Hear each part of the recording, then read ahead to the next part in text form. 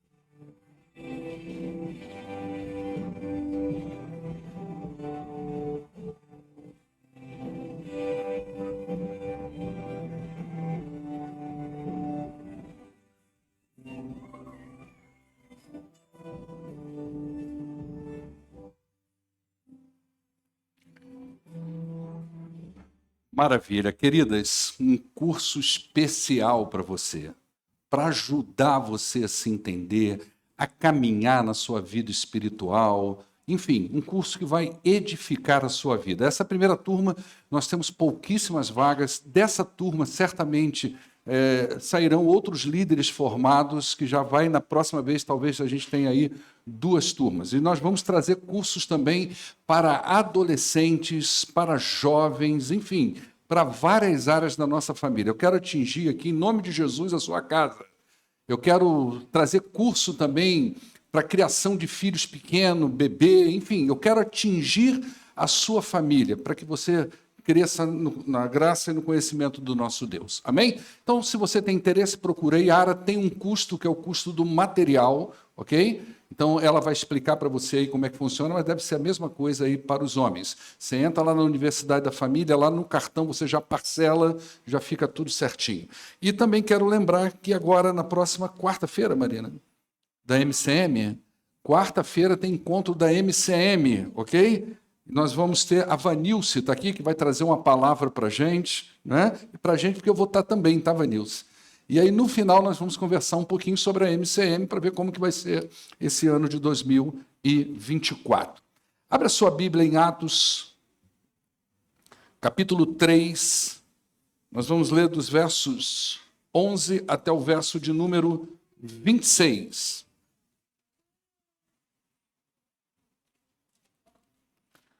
Esse final de semana nós tivemos o nosso primeiro encontro com jovens casados. Foi bom, Lomelino? Gostou? Bacana. Nós tivemos aqui 7 casais, né? Tivemos um bate-papo aqui sobre coisas do casamento, foi na última sexta-feira. Depois a gente foi comer uma pizza maravilhosa ali no Colinas, porque não tinha outro lugar para a gente sentar, né, Lucas e Ana Paula tentaram arrumar um outro lugar mais emocionante para a gente aí, mas vamos parar ali mesmo, né? Foi uma noite muito bacana, nós teremos outro, obviamente, e aí você vai fazer um esforço para estar junto com a gente aqui, para a glória de Deus. A partir do verso de número 11. Apegando-se o mendigo a Pedro e João, todo o povo ficou maravilhado e correu até eles, ao lugar chamado Pórtico de Salomão. Vendo isso, Pedro lhes disse: Israelitas, por que isto os surpreende? Porque vocês estão olhando para nós como se estivéssemos feito este homem andar por nosso próprio poder ou piedade. O Deus de Abraão, de Isaque e de Jacó, o Deus dos nossos antepassados, glorificou seu servo Jesus, a quem vocês entregaram para ser morto e negaram perante Pilatos, embora ele tivesse decidido soltá-lo. Vocês negaram publicamente o santo e justo e pediram que lhes fossem liberado um assassino. Vocês mataram o autor da vida, mas Deus o ressuscitou dos mortos. E nós somos testemunhas disso, pela fé no nome de Jesus. O nome curou este homem que vocês veem e conhecem.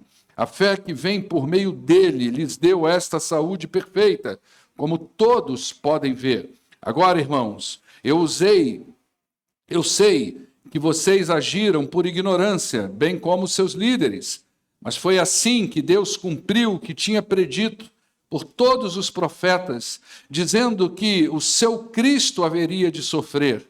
Arrependam-se, pois, e voltem-se para Deus, para que os seus pecados sejam cancelados, para que venham tempos de descanso da parte do Senhor, e ele mande o Cristo, o qual lhes foi designado Jesus.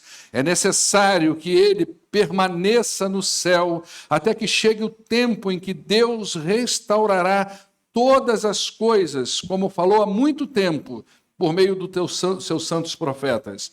Pois disse Moisés: o Senhor Deus levantará dentre seus irmãos um profeta como eu. Ouça-no em tudo que ele lhe disser. Quem não ouvir esse profeta será eliminado do meio do seu povo. De fato, todos os profetas, de Samuel em diante, um por um, falaram e predisseram essas coisas. E vocês são herdeiros dos profetas da aliança que Deus fez com os seus antepassados. Ele disse a Abraão: por meio da sua descendência, todos os povos da terra serão abençoados.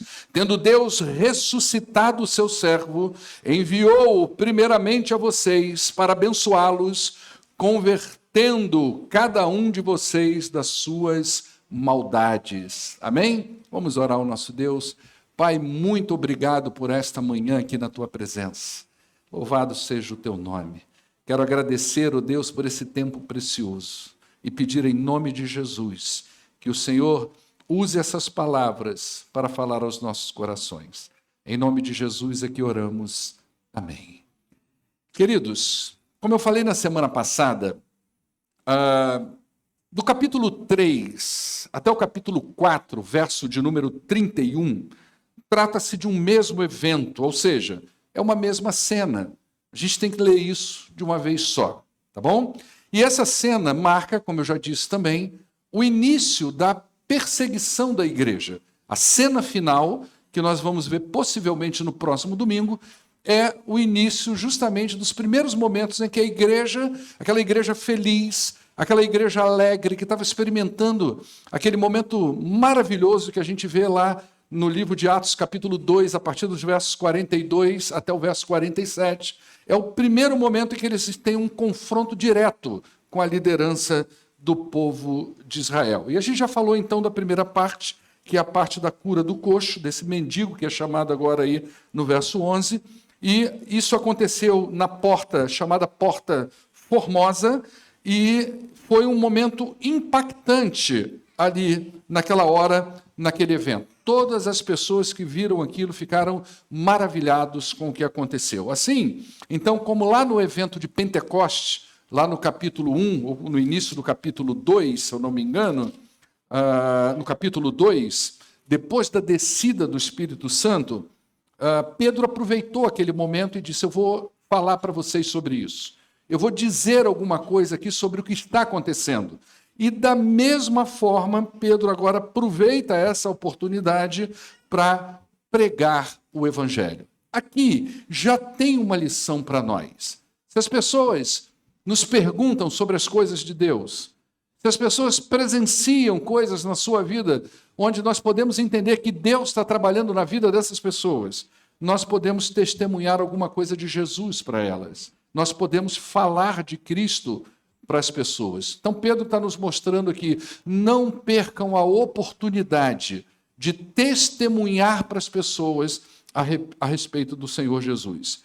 E esse sermão de Pedro deve ter sido bem significativo ali naquele momento, tanto para aqueles que creram, como para aqueles que não creram. Teve gente que não creu. Algumas pessoas entenderam a pregação, e isso aqui também já vai mostrando para nós que nem sempre aquilo que você ensina, que você fala de Jesus, será compreendido por todas as pessoas. A gente não deve se desanimar quando alguma pessoa, você fala o evangelho para ela e ela não aceita Jesus. Quando você fala as boas novas da salvação e ela não tem o desejo de conhecer Jesus. Não se desanima com isso.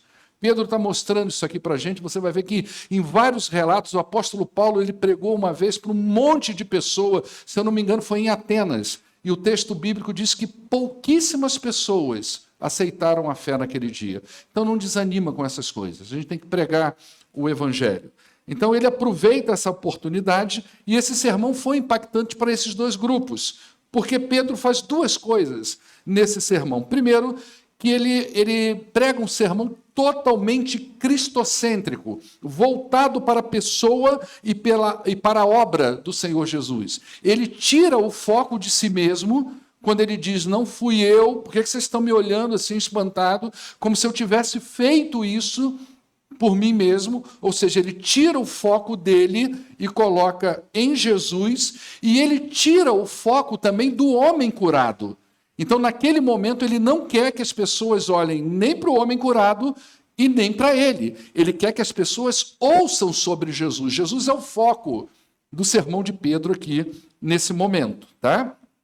E segundo, porque Pedro apresenta Jesus situando ele dentro da história do Antigo Testamento, que é um material de fé daquela gente. Não é? Isso também é importante para nós, porque Jesus ele não aparece na história do nada há 2000 anos atrás. Ele está presente em toda a história da redenção, desde que o mundo é mundo. Não é? Que a gente vê conceitos de perdão, de graça, de justificação, de redenção, de restauração. São conceitos que não são exclusivos do Novo Testamento. Pelo contrário, eles estão presentes, eles cruzam. Esse negócio está me apertando aqui. Eles cruzam assim. Está amarrado em nome de Jesus.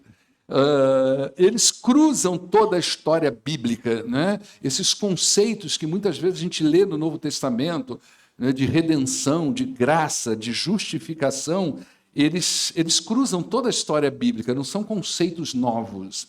E para que a gente possa entender, então, esse sermão, a gente vai tratar ele de forma didática. É um sermão grande. Então, eu não consigo, devido ao tempo, entrar em todas as miúças desse sermão, detalhar todas as coisas, tá? Mas a gente vai olhar para ele de forma didática, tentando entender o arcabouço do sermão. Então, no verso 12, a primeira coisa que Pedro faz, como eu já disse, é que ele atribui todo o crédito a Jesus. Então, ele diz aí no verso de número 12, vendo isso, Pedro lhes disse, israelitas, por que isso está surpreendendo vocês? Como se devesse ser uma coisa comum, né, gente? E, de fato, é um pouco disso, né? Nós deveríamos estar acostumados com as coisas milagrosas que Deus pode fazer na vida de uma pessoa, né? Então, aquilo foi surpreendente para eles. Por que vocês estão olhando para nós como se não tivéssemos feito este homem andar por nosso próprio poder ou piedade? Então, naquele tempo, assim como hoje, já havia essa tendência de atribuir à pessoa o crédito do milagre. E Pedro está deixando bem claro, eu não tenho nada a ver com esse milagre, não é? Quem cura é Jesus, quem salva é Jesus, quem restaura é Jesus. E isso traz para nós uma lição para além daquilo que nós já sabemos a respeito disso.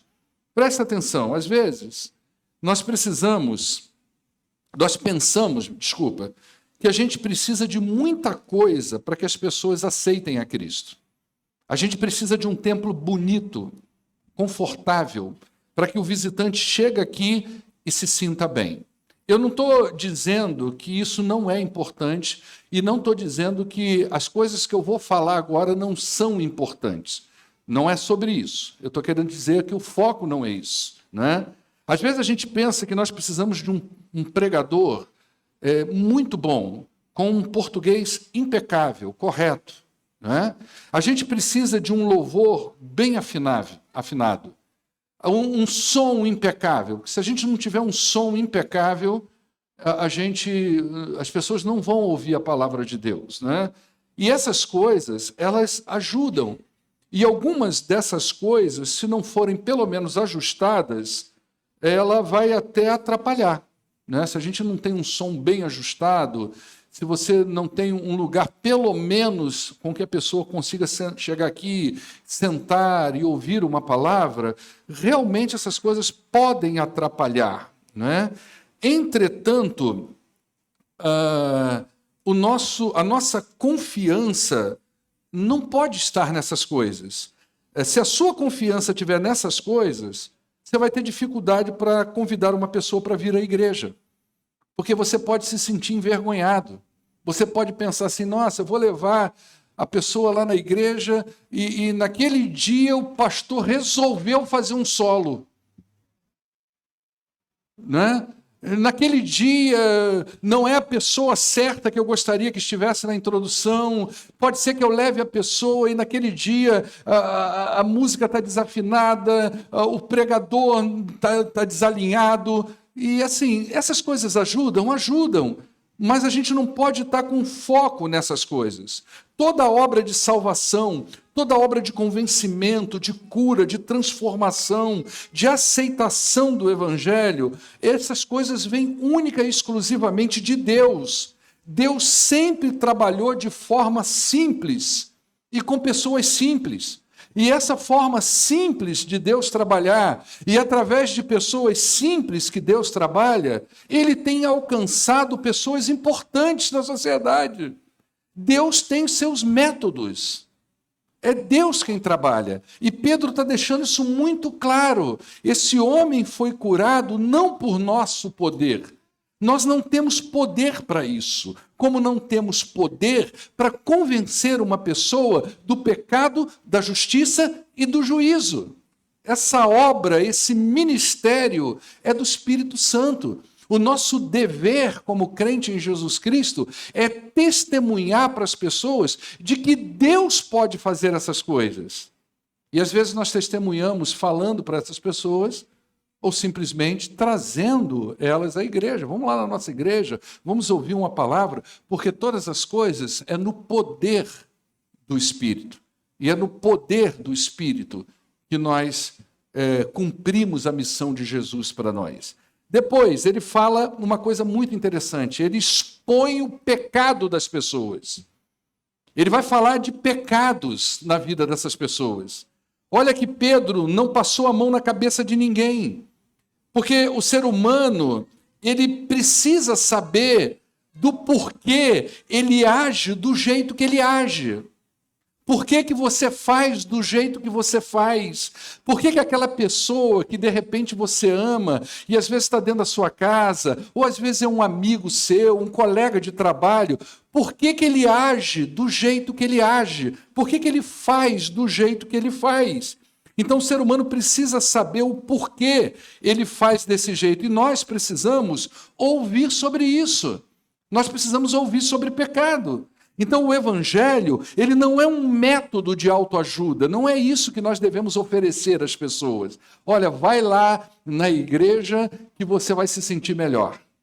Isso pode acontecer? Pode.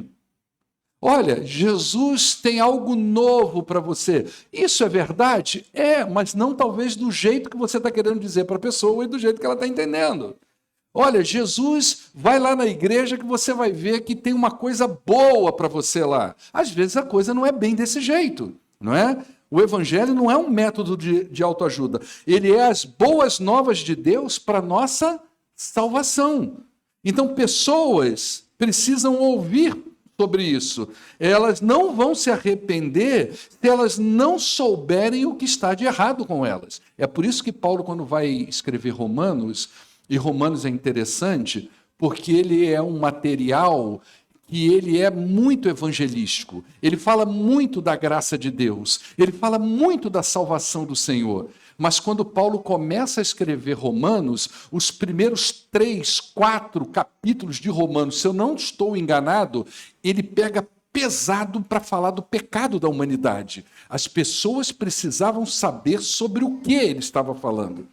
Então Pedro vai listar aí 4 maneiras de desonrar a Deus ali naquele momento que foi produzida por essas pessoas. A primeira foi a traição, está aí no verso de número 13, a quem vocês entregaram para ser morto. Gente, traição é o pecado do Éden. Deus confiou no primeiro casal. Deus colocou o primeiro casal como corregente na humanidade. Deus disse a eles, tudo é de vocês. Cuidem de tudo, cresçam. Deus deu mandatos espirituais, culturais a esse povo. E Deus falou, só ali que você não vai. E quando o primeiro casal vai ali naquele cenário, daquele fruto, daquela situação, não é? E a proposta é, nós vamos ser como Deus. Nós vamos também ter governo sobre nós mesmos. Então aqui houve uma traição com Jesus. Então Pedro vai dizer aí no verso de número 13, vendo, mudei aqui, peraí, bota aí isso, o Deus de Abraão, o Deus de Isaque, o Deus de Jacó, o Deus dos nossos antepassados, glorificou ao seu servo Jesus, a quem vocês entregaram para ser morto e negaram diante de Pilatos, embora Pilatos tenha decidido soltá-los. Então, o primeiro pecado foi o pecado da traição. O segundo pecado também está aí no verso de número 13, foi o pecado da negação. Vocês negaram perante Pilatos, embora ele tenha decidido soltá-lo. Negaram a Jesus, como Pedro também negou 3 vezes. Não foi isso? Olha que Pedro agora está trabalhando com eles um pecado que já foi dele. Ele também precisou entrar em contato com isso. Ele precisou saber o que ele fazia, para que ele pudesse então se arrepender e pudesse confessar os seus pecados e experimentar o refrigério da sua alma. Então aqui a gente vê ele falando a mesma coisa para eles. Vocês negaram ao Senhor Jesus. Depois, no verso 14, foi o pecado da rejeição. Vocês negaram publicamente o santo e o justo e pediram que um assassino fosse liberado. Olha que coisa.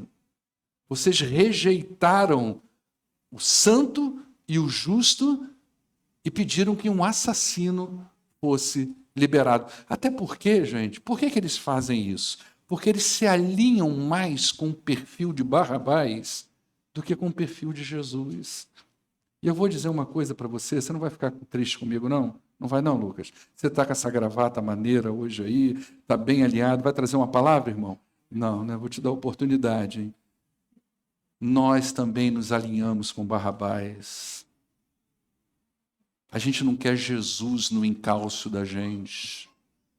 A gente não quer Jesus entrando no nosso templo e limpando as coisas ocultas da nossa mente, do nosso coração.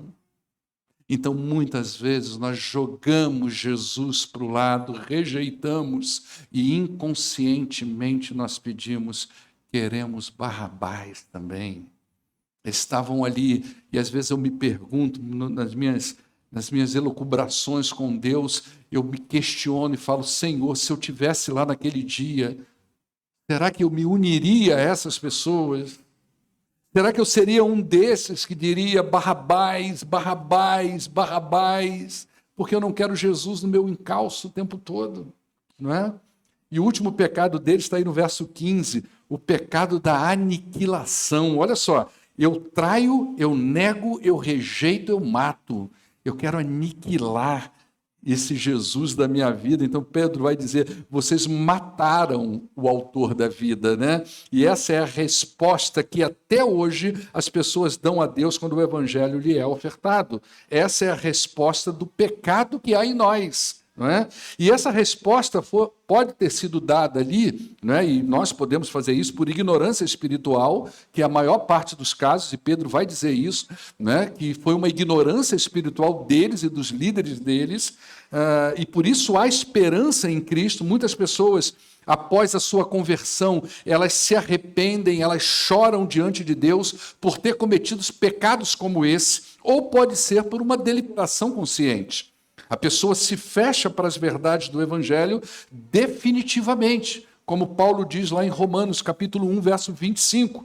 Eles trocaram a verdade de Deus pela mentira e adoraram e serviram a coisas e seres criados em lugar do Criador, que é bendito para sempre. Então pode ser uma coisa por ignorância, como pode ser uma coisa decidida no coração. E o milagre da cura espiritual está justamente nessa pessoa que eles rejeitam. Então, aquele que era rejeitado por eles é aquele que é capaz de curá-lo. Então, Pedro vai dizer no verso 16, o nome curou este homem que vocês veem e conhecem. Então, olha só que ele usa aí essa ideia do nome. E aí na sua Bíblia deve estar em letra maiúscula. E muita gente vai orando em nome de Jesus, porque em nome de Jesus vai acontecer isso e aquilo outro, sem entender realmente do que está dizendo aí. Então ele vai dizer, pela fé no nome de Jesus, é que este mesmo nome fortaleceu este homem que vocês vê e conhecem. O milagre da cura está em Jesus. Nome aqui não é o nome próprio de Jesus, não é uma repetição do nome, mas tudo que representa Jesus no Antigo e no Novo Testamento. E para que isso fique claro, Pedro, então, vai fazer uma seleção de títulos que são dados a Jesus. Então, o terceiro ponto da mensagem de Pedro é quem está por trás desse nome. Quem é a pessoa que cura? Quem está por trás desse nome? E ele vai dizer que quem o curou é o homem, quem curou esse homem foi Jesus Cristo, aquele que eles já haviam crucificado. Quem é esse que foi rejeitado? Quem é esse que foi negado? Quem é esse que foi assassinado? E Pedro, então, vai dar uma lista de nomes. Ele vai dizer aí no verso 13, ele vai dizer que é o servo de Deus, não é? Provavelmente uma referência ao servo profetizado por Isaías, lá no capítulo 52, no verso de número 13. Você tem uma referência em Isaías a respeito do servo sofredor, do servo de Deus. Depois aí no verso de número 14, ele vai chamar de santo e justo. No verso de número 15, ele vai falar que Jesus, esse que foi rejeitado, negado e assassinado, é o autor da vida. No verso 22, ele vai falar que é o profeta prometido por Moisés. E lá no capítulo 4, verso 11, que a gente não leu aqui, ele vai falar que Jesus é a pedra rejeitada. Então, servo de Cristo, santo e fonte de vida, profeta e pedra, são títulos que expressam a particularidade de Jesus, do seu sofrimento, da sua glória, do seu caráter, da sua missão, da sua revelação e da sua redenção. Tudo isso é o que representa o nome de Jesus. E isso Pedro estava dizendo para eles, é por isso que ele foi curado por esse nome. Porque a pessoa que está por trás do nome é tudo isso que eu estou chamando ele aqui quando eu estou falando com vocês. Então, quando nós evangelizamos ou discipulamos uma pessoa, nós não estamos oferecendo um método para que as pessoas vivam melhor. Nós estamos apresentando tudo que representa Jesus para essa pessoa, ou seja, quem Jesus é. É por isso que é importante, gente, como eu falei aqui, acho que na quinta-feira, não sei, uma quinta-feira dessa, ou talvez até num domingo, nós precisamos conhecer Deus. E quando eu falo que você precisa conhecer Deus para você discipular e evangelizar, eu não estou querendo dizer que você precisa fazer uma faculdade teológica. Eu não estou dizendo para você que você deve ser um conhecedor profundo das Escrituras, que você deve saber muito de teologia. Não é sobre isso, ok? Senão você fica pensando assim, nossa, pastor, eu preciso fazer um curso, eu preciso fazer isso, eu preciso... Não, não é sobre isso. Você precisa conhecer Deus. Você precisa conhecer os atributos de Deus. Você precisa conhecer o caráter de Deus. Você precisa conhecer quem está por trás do nome. E a partir do momento que você tem esse conhecimento, que pode vir na sua vida através da experiência e da leitura bíblica, é que o Espírito Santo vai ajudar você a dividir com a outra pessoa, não simplesmente apresentando para a pessoa um método de ajuda, senão você vai ficar com a pessoa sempre dizendo assim, você já deve ter ouvido isso, tá? Não estou dizendo que isso é errado não, tá bom? Tá bom, Eli? Não estou dizendo que é errado não, viu, Cari? Não é nada errado, viu, Mariana? Você não sabe bem o que dizer, você vai... Deus tem um plano para você, irmão. Jesus te ama. Você não disse nada. Você não sabe o que dizer, você tenta confortar a pessoa com essas palavras. Mas você não disse nada. Tem hora que a gente precisa sentar com as pessoas e falar para elas quem é Deus. Para que a gente fale, nós precisamos conhecer. E esse conhecimento vem através da experiência e vem através de leituras bíblicas, de comunhão e intimidade com o nosso Deus.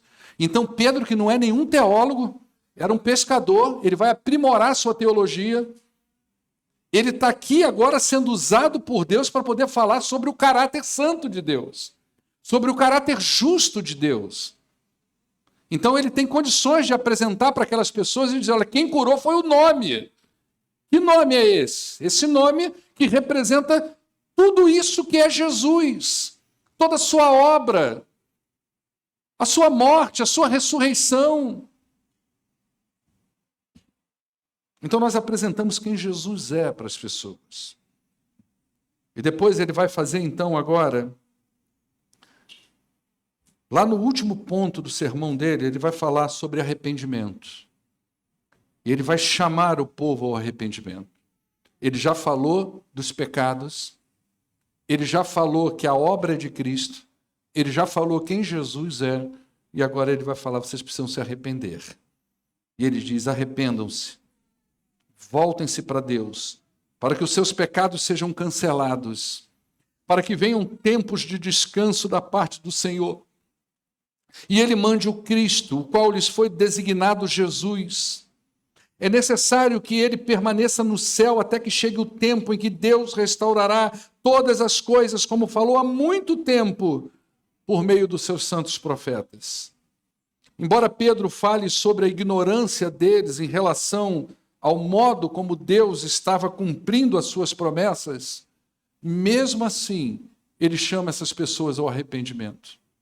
Mesmo havendo a ignorância no coração deles, mesmo eles ali sendo ignorantes ao modo como Deus está agindo, eles são chamados ao arrependimento. Ou seja, essa ignorância não justifica os seus erros. Deus entende as ignorâncias. Por isso ele concede salvação pela graça mediante a fé, mas o reconhecimento do erro e o arrependimento são necessários. Não é sobre, eu não sabia. Não é assim. Eu não tinha prestado atenção nisso. Não é bem assim. Não é? O arrependimento e a aceitação de Cristo como Messias viriam acompanhadas de algumas bênçãos espirituais. E a primeira delas são seus pecados sendo cancelados. Gente, essa palavra que Paulo usa aí, né, que nas nossas traduções está cancelado ou apagado, o que Paulo tinha em mente é o seguinte: você imagina um papiro, que era o material aqui, né, do uso antigo, era o papiro, não era o papel, ou então o pergaminho. O papiro levava uma tinta em cima dele, que muitas vezes ela era fácil de tirar. Por isso que hoje nós não temos mais manuscritos originais, porque esse papiro apaga.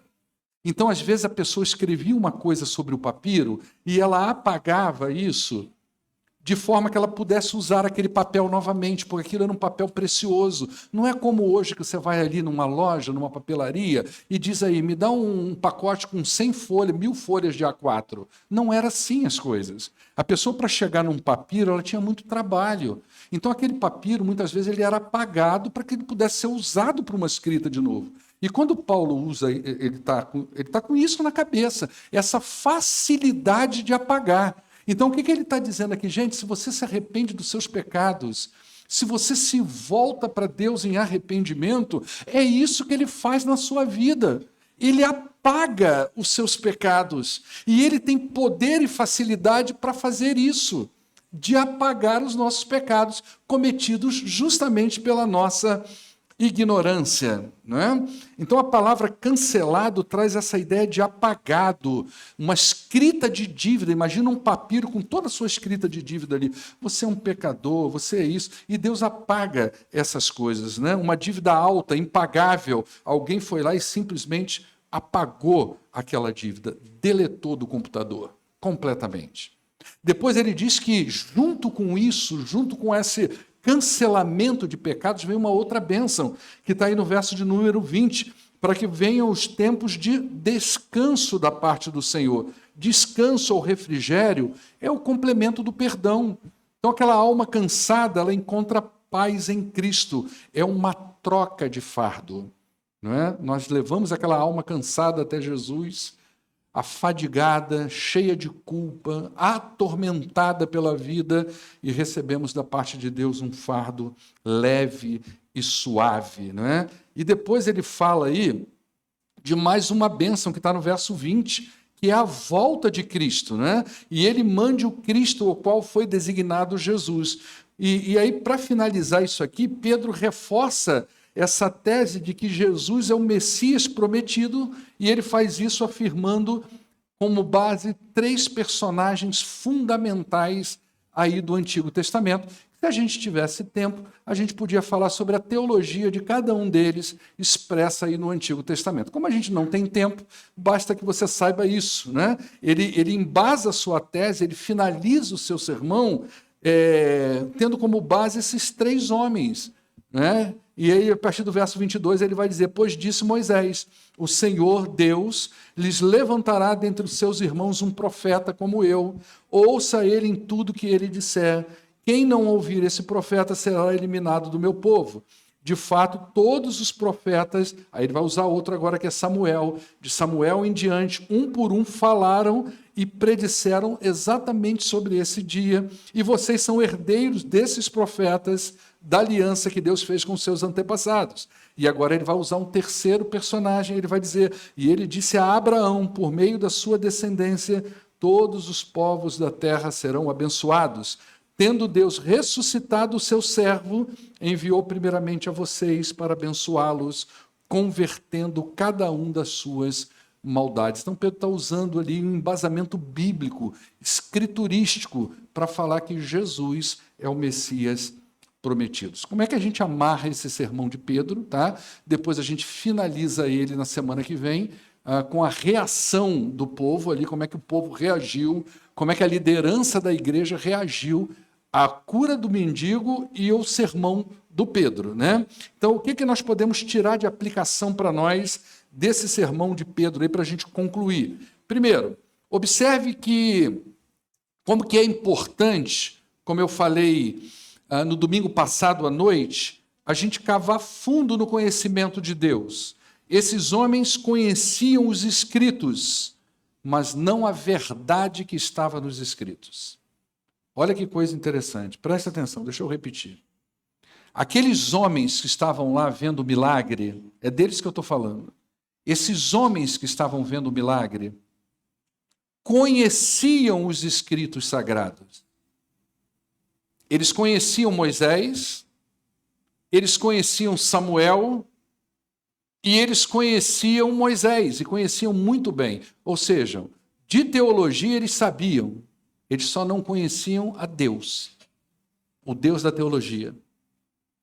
Eles sabiam muito de teologia, mas eles não conseguiam compreender como que Deus estava agindo para além disso. Por isso que é importante a gente cavar fundo. Conheciam os escritos, mas não conheciam as verdades que estavam escritas. Então a gente precisa cavar fundo em oração, em meditação. Segundo, não devemos ter nenhum tipo de restrição para convidar uma pessoa para vir na igreja ou apresentar a Jesus. É Deus quem faz a obra, sempre será Deus. Não precisa ficar preocupado. Minha igreja, o som é muito alto. A minha igreja é muito quente. A minha igreja, os bancos não são confortáveis. Lá na minha igreja, sei lá, o pastor às vezes não fala coisa com coisa. Essas coisas ajudam, mas quem converte é Jesus. E nós precisamos confiar nele. Terceiro e último, Jesus não é uma invenção humana. Ele é o plano de Deus para a salvação de todo aquele que crê. Presta atenção, gente. A humanidade tem um problema. E a Bíblia chama esse problema de pecado. Entenda uma coisa. Não existe plano B. Só existe plano A. E o plano A é Jesus. Entende isso? Não tem plano B. Não tem outro método de salvação. Não tem outra coisa que Deus vai tirar da manga.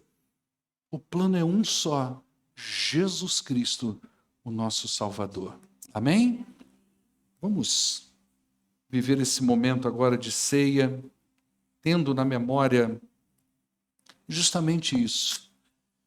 A confiança no nosso Salvador, a certeza de que Jesus é o único que salva, o único método de salvação, a certeza de que nós precisamos apresentar Jesus para as pessoas, a começar pela casa da gente. A gente precisa abrir a Bíblia lá dentro, falar de Jesus, mas dizer para os nossos parentes, filhos, amigos, quem é que está por trás desse nome? E a gente ensina sobre o caráter de Deus, a gente ensina sobre a justiça de Deus, a gente fala de coisas boas de Deus, mas a gente também fala do advento do pecado, da volta de Jesus e de tudo que representa isso para os nossos dias. Quero convidar os irmãos que vão nos ajudar aqui. Isso. Ajuda a gente aí, Lúcia. Queridos, podem participar desse momento. Todos aqueles que são biblicamente batizados estão em comunhão com uma igreja. O que é ter comunhão com uma igreja? Você é membro de uma igreja. Está passando por aqui, e aí você veio nos visitar, vai participar desse momento. Você já foi batizado biblicamente. Você tem comunhão com a sua igreja. Você é nosso convidado. Pode participar conosco. Tá bom?